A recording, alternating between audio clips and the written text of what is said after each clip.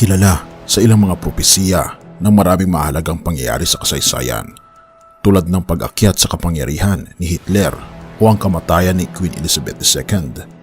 Ang Pranses na si Nostradamus ay muli na namumuhay ng ilang mga pangako para sa darating na taon 2024. At ang katotohanan na hindi ito kabutihan, sa gitna ng maraming pangako niya, inaasahan ang mga likas na kalamidad at ang kamatayan ng isang napakahalagang personalidad.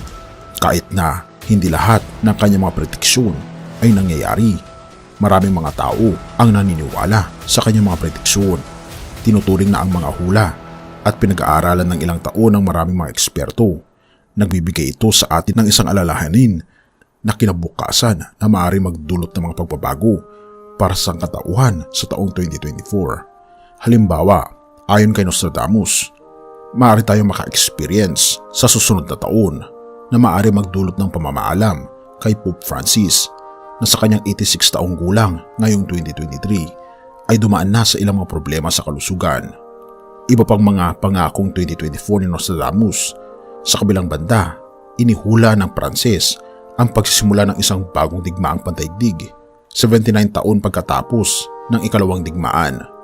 Maaari ang tinutukoy niya dito ay ang nangyari sa Ukraine o ang alitan sa pagitan ng China at Taiwan na maaari magdulot ng mas maraming bansa na sumali sa labanan. Isa pang hula ni Nostradamus ay napapahiwatig ng pag-unlad ng pagbabago ng klima sa taong 2024, isang bagay na magdudulot ng mas maraming aberasyon sa panahon kasama ang malalakas na bagyo o pagtaas ng temperatura. Ito rin ay magiging isa pang hakbang sa mga initang alon na mas nagiging madalas, isang bagay na nakita na ngayong 2023. Sa wakas, iniisip ng Pranses na sa susunod na taon ay magkakaroon ng malakas at mapanganib na lindol sa mundo na magdudulot ng pagkawala ng libu-libong buhay.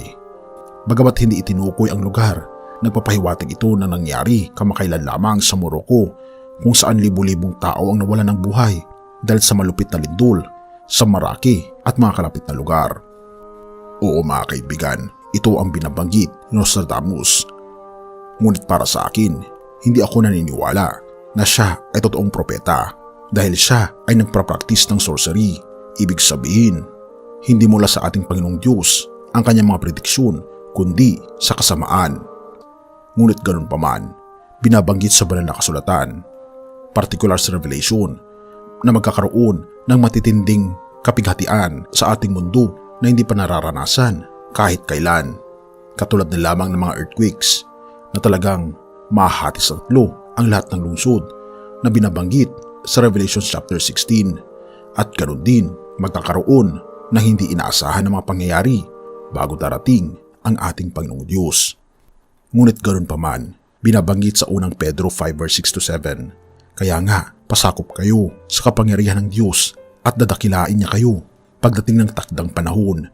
Ipagkatiwala ninyo sa Kanya ang inyong mga alalahanin sa buhay sapagkat siya ay nagmamalasakit sa inyo. Tunay nga mga kaibigan, ang ating Panginoong Diyos ay sobrang nagmamalasakit sa atin. Ibig sabihin, nais niya na tayo ay magpasakop sa Kanya ngayon na, sapagkat baka huli na ang lahat kung bukas pa natin ipapasakop ang ating buhay. Dahil hindi natin alam kung ano mangyayari kinabukasan kung wala ang Diyos sa atin ngayon. Nawa, isipin mo kaibigan at huwag nang mag-alinlangan pa na ipasakop mo ngayon ang iyong buhay sa ating Panginoong Diyos. Purihin ang ating Panginoong Diyos at salamat kaibigan sa iyong panonood. Tayo manalangin. Ama naming banal, makapangyarihan naming Diyos, kami po'y lubos na nagpapasalamat sa inyo dahil sa mga pangako mo ninyo na basta kami Panginoon ay magpapasakop sa inyo. Ano man ang mangyari sa amin sa inaharap, ay pagkakatiwala po namin ang aming buhay sa inyo at magiging panatag po ang aming loob sapagkat kayo Panginoon ang siyang mag-aalaga sa amin. Panginoon, kami po ay nasa mundo na kung saan ay hindi na po namin maintindihan ang mga nangyayari dito. Tulungan kami Panginoon na isaalang-alang ang langit na bayan at tulungan kaming araw-araw na magpasakop sa aming Panginoong Jesucristo. Purihin ka o aming Panginoong Diyos at patawarin po kami sa lahat ng aming pagkukulang at pagkakasala pagkat ito aming samot hiling sa matamis na pangalan ng aming Panginoong Jesus. Amen.